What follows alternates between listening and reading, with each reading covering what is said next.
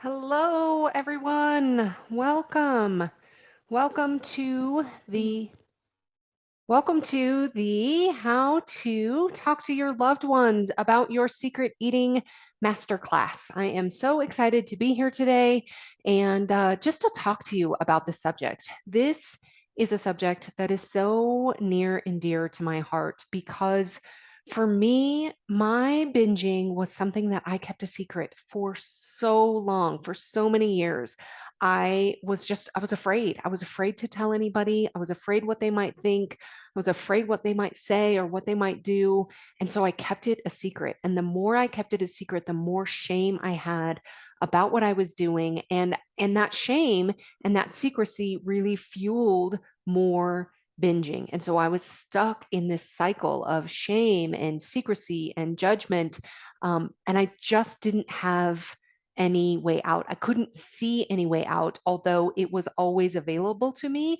I just couldn't see it. And so it was really through the encouragement of a professional uh, who encouraged me to speak with my husband and to tell my husband about it.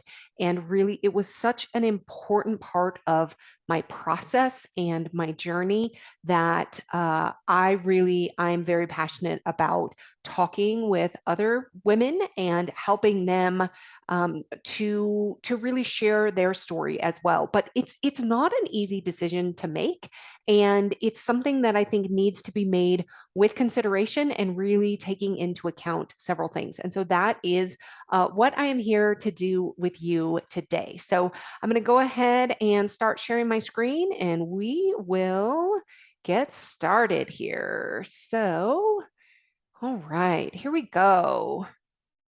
So what we're going to do today in the class is I'm going to teach you really how to decide if you want to talk to your loved ones about your secret eating.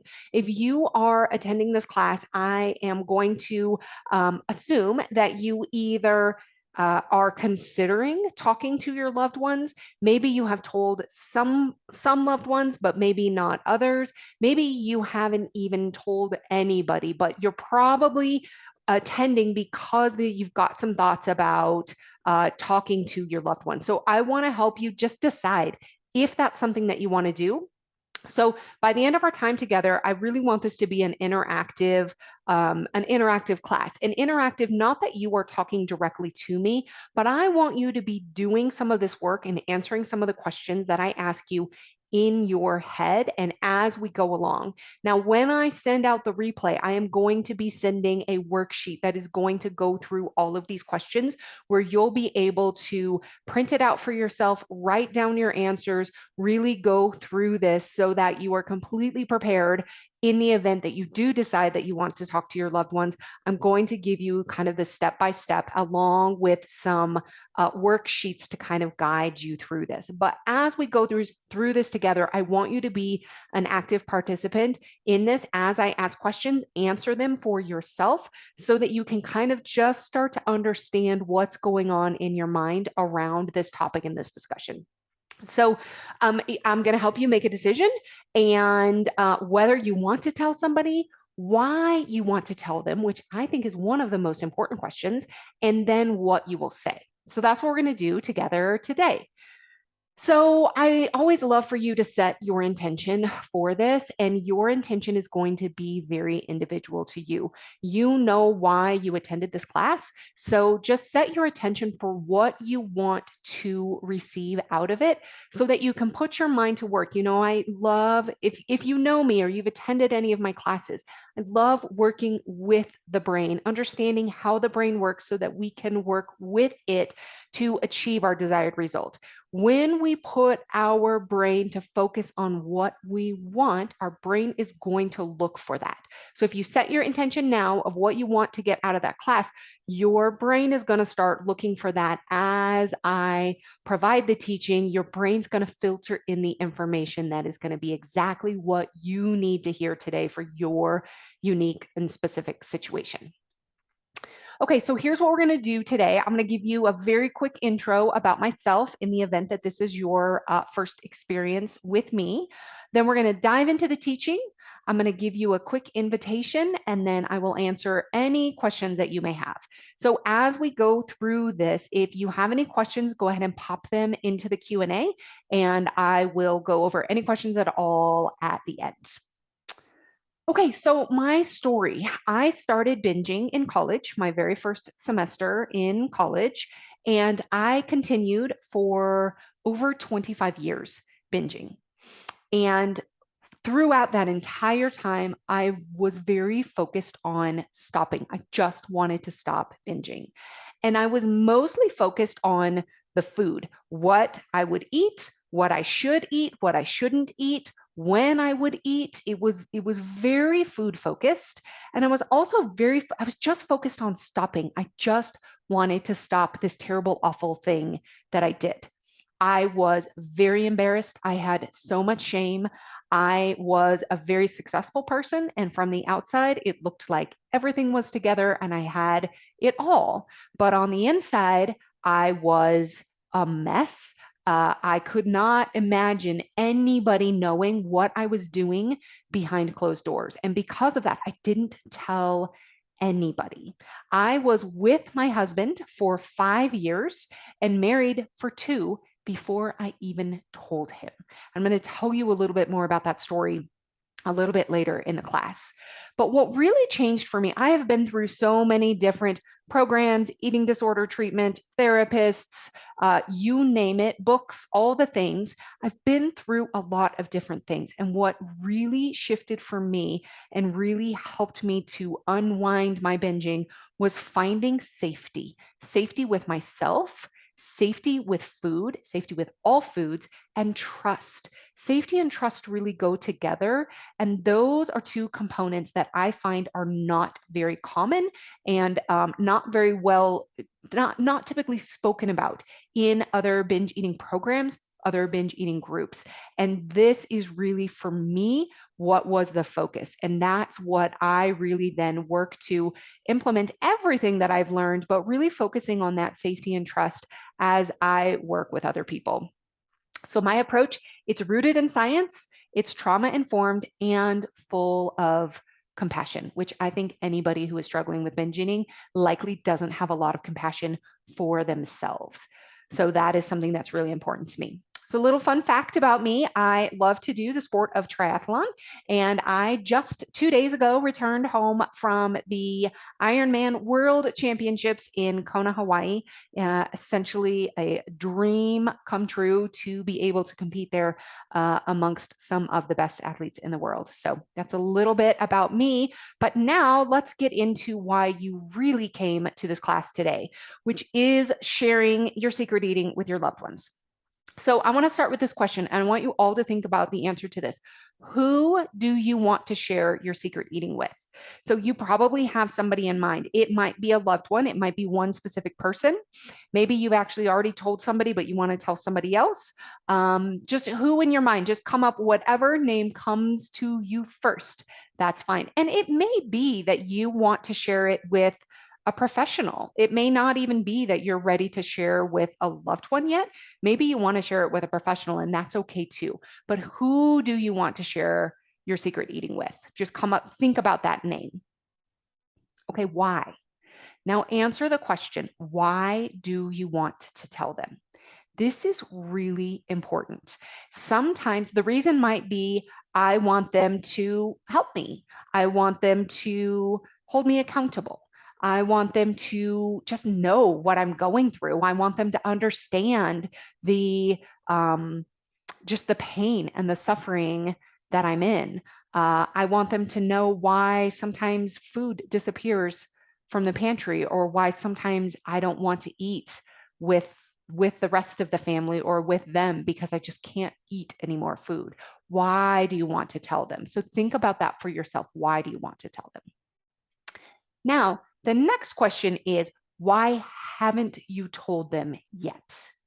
Most of us haven't told somebody because we're afraid of something. So I haven't told them yet because I'm afraid. Typically, it's going to be something that they're going to think, something that they will say, or something that they will do. So think about this for yourself. Why haven't you told? Think about this person that you want to share with.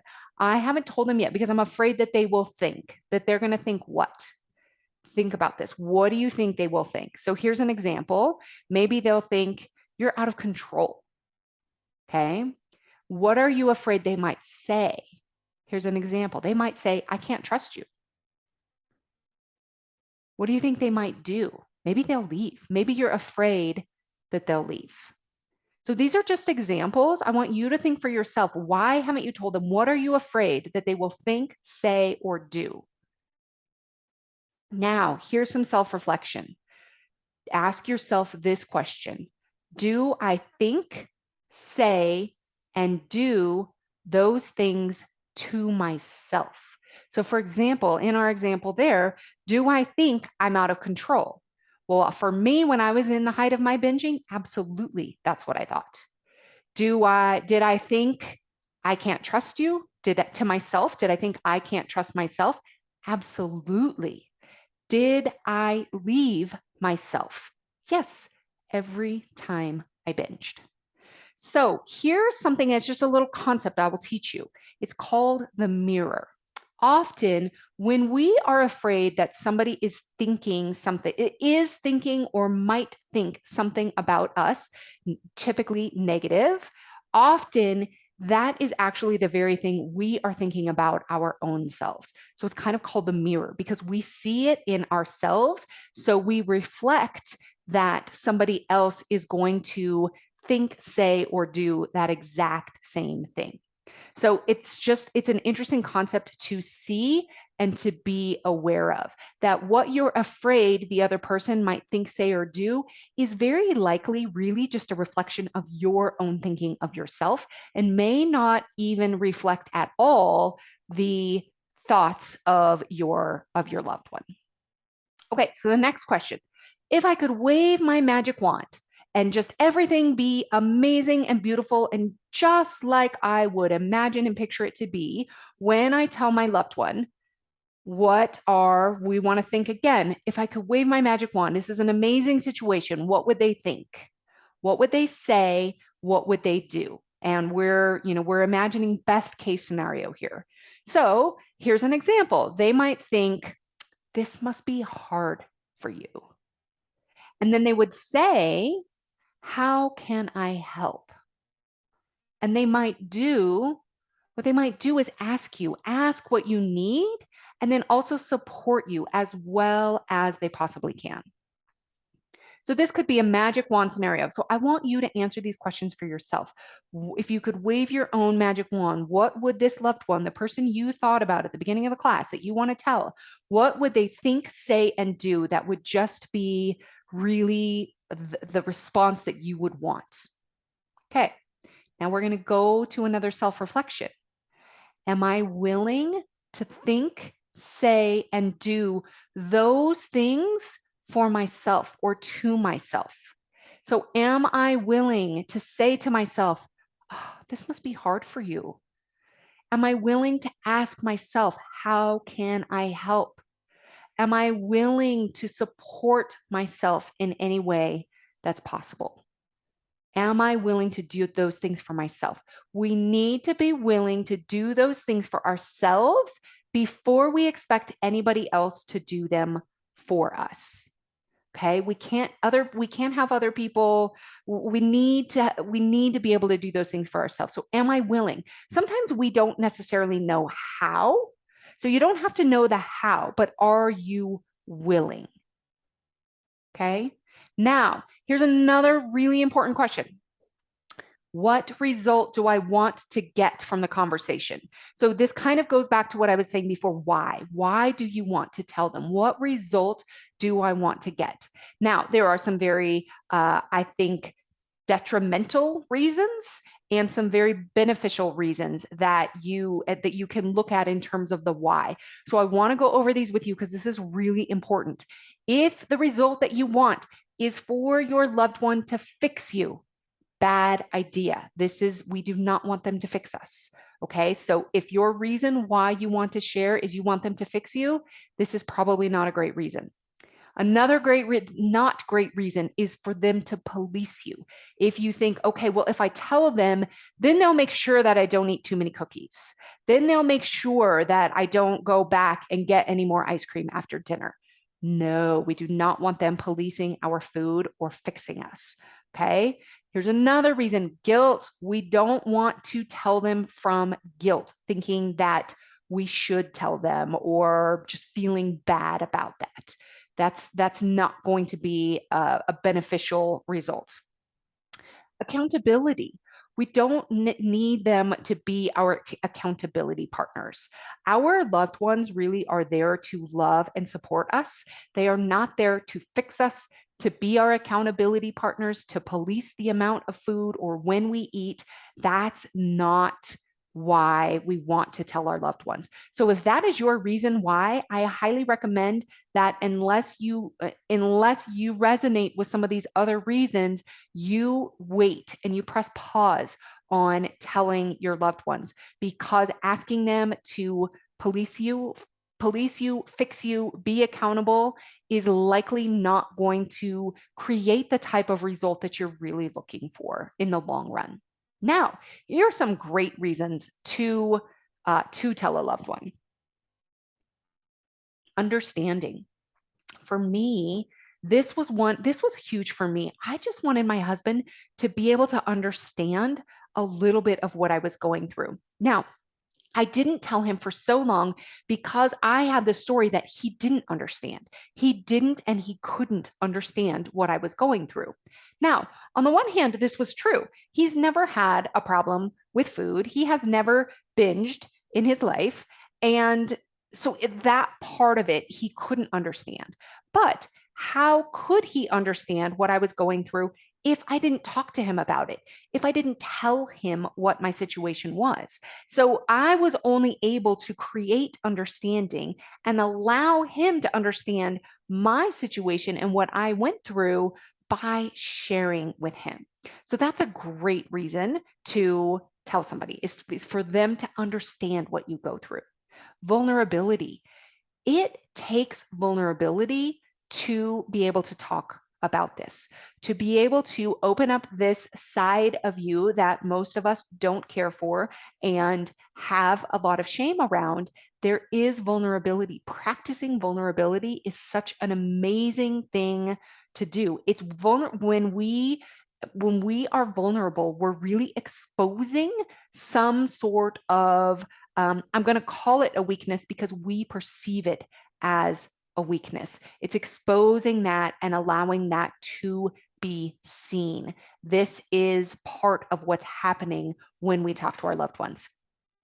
Truth, just understanding. I know for me, I was lying to my husband. I was hiding all of the, when I started, well, when my husband and I were together and we were both working in kind of the early years of our marriage, when I hadn't told him yet, I would drive around and buy things from different convenience stores, from the bakery, from the grocery store, and I would drive from place to place, only buying maybe two things at a time because I didn't want anybody to know just how much I was eating at any one time. But I would just drive around. I would essentially get enough to get me from this, say this bakery to this convenience store to this grocery store. And I would drive around and I would get a bag at least one of the places so I could put all of the wrappers and all of the evidence in the bag. And then I would stop at a gas station on the way home and I would throw it away so that none of the evidence could be found. And I got to the point where I didn't want to be lying to my husband anymore. And so that was one of the reasons that I wanted to tell him, was to tell him the truth, to tell him what was going on. The other thing is shame resilience. There is absolutely shame. Many people, particularly if you haven't told somebody, the reason is shame. And shame resilience is a very big thing. And what that is it's basically when we allow ourselves to feel shame, for somebody else to see our shame, and we are received in return, then we grow resilience from that. And what it does is it shows us that shame is is a human emotion. It's an emotion that we all experience, and it allows us to experience, be willing to experience shame again, and know that shame, while it doesn't feel good, it's not going to harm us. What actually harms us is when we respond to the shame from binging is more harmful really than the kind of the fear of it itself. So those are some really good reasons to tell your loved one. Um, and so just really think about, now go back to your own question of why. Why do I want to tell this person? Now that you've kind of heard some really good reasons and some maybe not so good reasons, what are you thinking now? Is this something that you want to do? Do you still want to talk to this person? You don't have to overthink it. You probably know, you probably kind of have this gut response right now of like, yes, I do. And I'm scared, or no, maybe I don't. Maybe I do need a little bit of time. Or you might be all in, like, yes, I'm ready. And any one of those answers is just fine. Now, if you are in the yes, but I'm scared, I really want to encourage you. That is a very understandable place to be. And this is one of those areas where being prepared, going through everything I'm going to continue to talk to you about, and really kind of planning and thinking through will be a great way for you to have the courage to be with the fear, but to be able to go ahead and be brave, be vulnerable, and go forward with that conversation if and when you're ready. You want to be ready. Okay, so with everything that I've shared so far, what is your decision? What is your decision regarding sharing your secret eating, your experience, and why? Why are you choosing it? So I want to share the story of a former client of mine. Her name is Betsy. And Betsy had not told her husband about her binges. And she wanted to. She really wanted to tell him, and she just wanted him to know. She was tired of hiding it from him and keeping it a secret. Also, there were times where sometimes she wouldn't want to eat dinner, or she really, it was mostly she just wanted to stop hiding it from him. And so she had the conversation with him. It was, it took her a while to be ready. She finally had the conversation. It was a challenging conversation for her to have, but she was met with warmth and love, and also with a, yeah, I know that. Like, he wasn't actually even surprised. They had never talked about it, but he knew, he could see how different she was sometimes. Like, after she had binged, she might be more snappy, snippy at her husband. She might not want to eat dinner, or he would notice that certain things were gone, or weren't in the pantry anymore. And so he actually knew. And what was amazing about her story and her telling her husband was that her husband had such a different perspective on her eating, that he actually they were able together, they were able to find some humor in it. And so Betsy herself, it was very serious to her. She would binge, she would eat this food, and it felt very painful, very deep, very serious. And her husband is really a pretty lighthearted guy, sees things very differently. And he was able to kind of help her see things in a different way, to the point where they got to be able to, not always, but got to be able to joke around about it and to see it in a different light and through a different perspective. Now, it took her some time to be able to tell him, and to be able to tell him when every time that she did. Sometimes she would share, sometimes she wouldn't. And so that was kind of her experience, but really understanding why, and what your decision is. So with that, if you are ready, if your answer is yes, I am ready, I want to go through some of the logistics, the what to say, how to do it, what to think about. Let's really kind of walk through this. And again, this is all going to be on the worksheets that I'm going to send you with a replay. So the first thing to do is decide when you want to have this conversation. So it's very important to know there's no perfect time. There will never be like this magic perfect time where everything comes together. So you don't want to let your, kind of your hesitation or any potential fear that you might have keep you from, oh, well, no, not now, not now, kind of waiting, kind of procrastinating for that perfect time, because that probably won't happen. There probably won't be a time where you are just like totally ready and not a little bit nervous about it. So just know that's likely going to come along for the ride. You also want to avoid any distractions. So, for example, I would not recommend coming up to your loved one. Let's say this is a loved one who lives in the house with you and they're watching their favorite TV show, or the game is on, and you're like, oh, hey, can I talk to you about something? Probably not a great idea. Or maybe they're reading their very favorite book and they're towards the end and you want to come up to them. Probably not a great idea. So you want to make sure that you are both able to be connected. Consider your environment. So, for example, you might want to have this conversation at home where maybe there aren't going to be a lot of other people around. I know it took a long time for me to be willing or able to talk about my binging in public places where other people might overhear. I was very specific about who I told, and if I wouldn't have wanted anybody else to overhear. And I also didn't know how I personally was going to respond emotionally, or or the loved one. So it can be good to kind of just choose your environment in that way. The last thing that's really important is that you are both calm.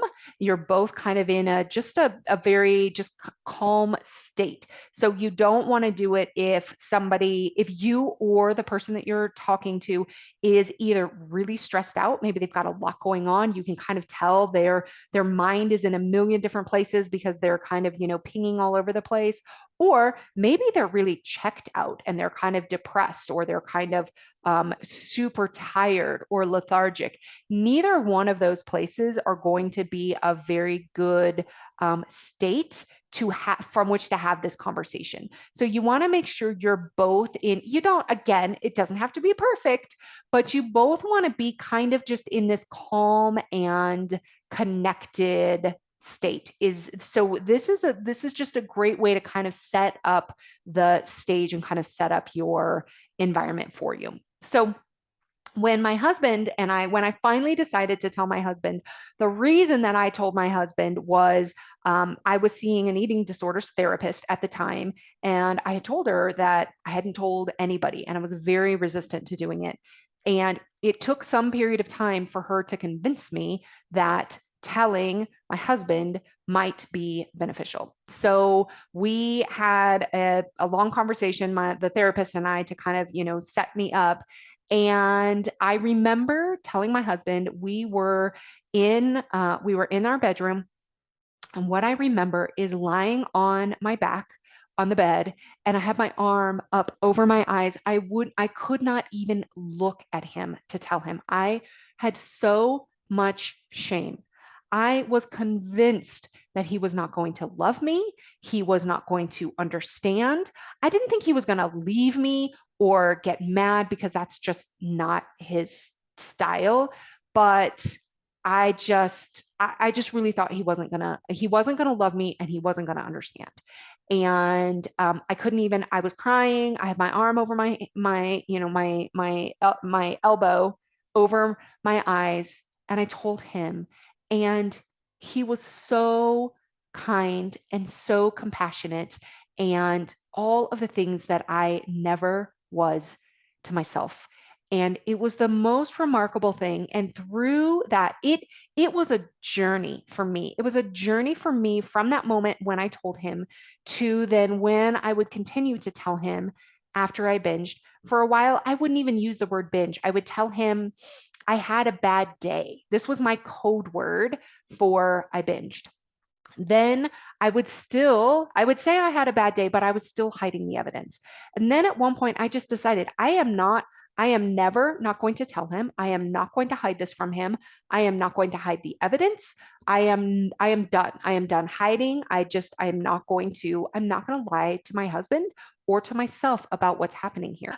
So my husband, he was so amazing and comforting in a way that I just really had not experienced before. So that was my experience with him. All right, now here is another tip for you. So, is to expect any response. Now, my husband's response was amazing. It was one of what we talked about in the beginning. If you could wave your magic wand, what would you expect? That was very much a magic wand response. Now, you might not get that response, and it's very important for you to be able to expect any response. So, we can't control how they're going to respond, but we need to be prepared for anything. So, what I suggest that you do is you brainstorm in advance 3 potential scenarios that might happen when you share. So you could kind of think about like Goldilocks and the 3 bears, right? Like you might have the scenario that is the wave your magic wand, amazing, loving, compassionate response. You might have a response that is kind of like a very neutral, I don't like, just kind of a deadpan response. And then you might have a response that is maybe more negative, that is oh, I can't believe you do that. So it can be very important to expect any response. So what I encourage you to do, particularly, this is a loved one that you are getting ready to talk to. So you know enough about them to know what the potential responses might be. So I really recommend that you either write it down or you just visualize what those 3 potential responses might be and give equal airtime. So equal airtime means spend as much time thinking about your magic wand response as you do thinking about your, ew, that's gross response, and how you would respond to any one of those scenarios. I will tell you, I actually have not received any negative responses. Like at the time, maybe one of them I perceived negative. I have received a few kind of almost what I would consider like a deadpan response. So either a wow, like thank you for telling me, like, but kind of almost this like I don't know what to do with this information. Um, I've also received just a very almost like no response. This was with a friend who I thought, I think she might be able to relate. I'm going to share this with her, and I did, and it was like crickets. And so my response to that, my own internal response to that was, all right, she's not the person to talk to about this. So you definitely don't want to make it personal. Really, if you don't get the response that you are looking for from that person, it's not you. Really, it's just they're not the right person to share with. And that's okay. Not everybody is going to be the right person to share this with, but it can be really important for you to visualize and think about this ahead of time.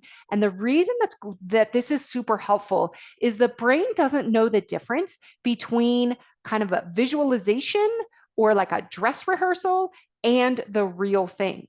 This is why so many athletes and actors really put themselves into the position in their minds of what they're going to be doing, where they're going to be during their performance, because then the brain then expects that. They're like, oh, okay, we've been here before. We know what to do. We know what to say. So brainstorm, visualize, write it out, really expect any response. And then you want to make a plan for after the conversation. So this plan is going to be, you really want to ask yourself, how will I take care of myself no matter what the response is? So, because again, we can't control how they're going to respond. We don't know what they're going to say. So I want you to have a plan for after of how you are going to care for yourself. You're going to need to come up with this for yourself, but something that you love to do, whether you do something, maybe you go for a walk, maybe you play with your dog, maybe you watch funny cat videos, maybe you celebrate yourself in some way. Maybe you go, I don't know, buy yourself a little, I don't know, something like a little treat of something to celebrate you. If you have the conversation, if you decide you want to have this conversation and you have the conversation, that is a win.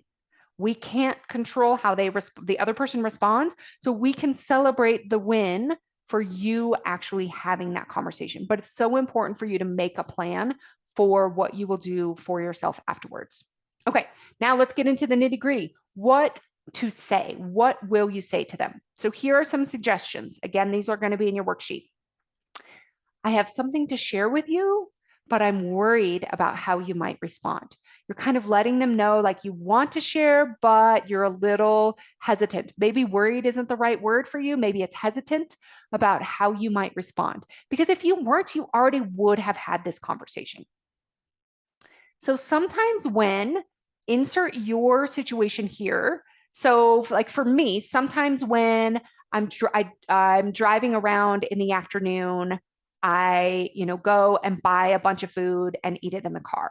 Sometimes when the kids go to bed and you're downstairs watching TV, I eat a lot of food. Sometimes when uh, the when I go to Target, I buy a bunch of candy and I eat it all before I get home. This, whatever your scenario is. Sometimes when I'm driving home from work, I go to the drive-through and I eat food before I get home. Whatever your kind of pattern typically is. So then you can say, when I do, I think, so for me, I might say, I think I'm out of control. I think I can't stop eating. And I feel ashamed. But you insert what you think and how you feel when you do your secret eating. I haven't told you before because I'm afraid. Maybe I'm afraid of what you might think. I'm afraid you might not love me anymore. I'm afraid you might think I'm disgusting. Whatever that is for you. I haven't told you before because I'm afraid, fill in the blank. Okay. It's important for you to say, I'm not looking for you to fix me. Many of our loved ones will want to fix us, or they will either want to fix us or they will not know how to fix us. So it's important to let them know it's not their job. They don't need to fix us. So we tell them, I'm telling you because. So this is where we can go back to that why. I'm telling you because I don't want to hide anymore. I'm telling you because I want you to understand what I'm going through. I'm telling you because sometimes I know that I'm a different person sometimes after I've eaten a lot of food and if I haven't. I'm telling you because this is really hard for me and I don't want to go through this alone anymore. What I really need from you is fill in the blank. What I really need from you is support. What I really need from you is just to love me. What I really need from you is whatever that is that you need from that person. For me, it was really love and support. So then you can either be silent and just let them respond, or you can just ask, what are your thoughts? What are your thoughts about this? And let the conversation go from there. So remember, this is so important. It is not their job to fix you. You are not broken. You do not need to be fixed. However, this situation with your secret eating, with your binge eating, is something that can be resolved, but it is best resolved in working with a professional. Let your loved ones do the job of loving and supporting you, and let a professional do the job of of really helping you navigate the secret eating, navigate the binging, and really working on that pattern so that you can unwind it and let the professional do that and let your loved ones do the job of loving and supporting. So you can absolutely ask for what you need from them, but view them as support and connection rather than the solution. Okay, so that is really kind of the summary of how in a nutshell. So just to recap of the whole process, you want to understand why you want to tell your loved ones. Then you want to plan when are you going to have the conversation? Expect any response at all. Choose how you share and take care of yourself afterwards. So what's so amazing is that some of my clients have actually shared that telling their loved ones about their binging was really key to them removing the shame. And once that shame was removed, it helped them see what they were doing with food in a totally new way. Now, I talk a lot about shame and how shame keeps us stuck. Shame keeps us in the cycle. When we keep things secret, when we don't tell people, we stay in shame. We stay in that cycle. So what's amazing about telling your loved ones, is it helps you remove that layer of shame. And when that layer of shame is removed, it gives you a different lens from which to look at what you're doing. And the other thing that's amazing is many clients have reported actually a significant decrease in binges after sharing. I've had people say, just telling my family, just telling my loved ones, just telling my spouse has made such a difference. I'm actually not sneaking around trying to eat behind everybody's back and sneak things here and there while nobody is looking. They're able to tell them and to start actually eating in front of them. Okay, so that is overall the teaching. So we're going to go ahead and reflect on the teaching a little bit. If you have any questions at all, go ahead and pop them in the Q&A box. So I love to ask the question, just how has your thinking changed since the beginning of this class? How has your thinking changed about telling others about your secret eating? And just remember, telling others, it's not going to solve your binging. Now, for some people, it does minimize it, but it's not going to solve what's going on underneath that has you binging in the first place. So there are still likely going to be other components at play, but having a support system that you can turn to, it's so important and it's so crucial. Now, if you want to explore what else might be keeping you stuck in the pattern of binging and secret eating, or if you're curious about what it would look like to work with me, I want to invite you to no. There we go. I want to invite you to book a food freedom session with me. And what this is this is a call. It's a free call where you and I will get on the phone together. And through this, we'll really get to the root of your binging, help you understand what it is that's keeping you binging. Some people know why they're still binging, and some people really don't. One of the things I'm very good at is really lasering in and understanding what it is that's keeping you stuck, and what can be done to get you out of that pattern and really develop a very clear plan and a clear path towards freedom from binging and really just trusting yourself, developing that safety that I talked about early, that safety with yourself, that safety with all foods, trust with yourself around all foods, and really just looking at the way that I do things differently, why my approach is different. is something that I can really talk through with you on a food freedom session. So if it's something that you are interested in, you can absolutely book that call with me through, there's a link here, and I can put it in the Q&A, or you can go and find that link on my website at janepilger.com as well. All right, do we have any questions? Let me get out of stop screen sharing here.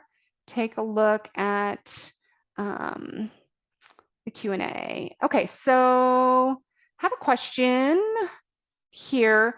The question is, does it get any easier? Does it get any easier to talk to people about your binging? And the answer is yes. For me, it took time. It really took time. And the less shame I had overall about the binging, the more I was open and free to talk about it. But I will say that most of the people, I shared a couple of examples of some people who kind of just didn't really know what to do with the information. Most of the people were very supportive, very loving. And it became clear to me, the more people I told, it became very clear to me who really were my people that I really could go to for love and support, and who necessarily weren't that right fit. And so it's just like anything. The first time you do anything, it can be hard. It can be scary. You haven't done it before. This is something that you have hidden, you likely have a lot of shame about. But the more you do it, the more you see the benefit, and you let your brain look for, what is the benefit of doing this? How is this helping? Then you can look for more opportunities to do that. So if you have any other questions about that, let me know. I will absolutely send out the replay along with the worksheet, so you can go through this as well. Let's see, I have another question. Okay, what happens on the call? So on the food freedom session, basically what happens is we just have a conversation. Really, you bring to me your struggles. I will talk to you a little bit about, it's a great opportunity actually to share about your secret eating. So it can almost even be an example, a practice session for talking about what you do with your secret eating or with your binging. If you haven't talked to somebody about it before, this can even be a great way to do that, and to have that conversation where you actually know you're going to be met with compassion, you're going to be met with understanding, and you don't have to have that uncertainty of how you might be responded to in that way. And then generally, I'm just going to let you know what I see, what I think is going on for you that might be keeping you there. I've had a lot of people tell me, wow, like you nailed it. You get it. You understand. And I do. I have been there. I understand. I know what it's like, and I know how to help. And I would love to talk with you further, connect with you more personally, if that's something that is of interest to you. So, all right, everybody, I think that's it. Thank you so much for joining me this evening. And I will send the replay out, and we will see you next time.